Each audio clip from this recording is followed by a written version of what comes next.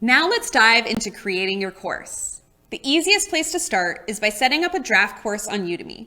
You can use this draft course as a testing ground to learn more about the Udemy platform, how it works, and where different resources live. You can also use it to follow along step by step as you go through this course. To set up your draft course, open a new browser tab or window and log onto udemy.com. If you've already signed up to become an instructor, just click the instructor button, then click the button to create a new course and answer the questions that appear on screen. If you have not yet signed up to be an instructor, click Teach on Udemy, then Become an Instructor, answer the questions that appear on screen, and then click Create Your Course.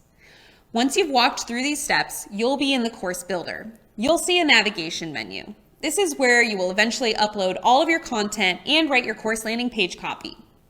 As we go through this course, I'll walk you through the content that you'll add to each of these areas to build your course. For now, spend some time clicking around to explore the tool, see what's there, and test the functionality. Don't worry, anything you create at this stage can be edited later. Have fun exploring the Course Builder.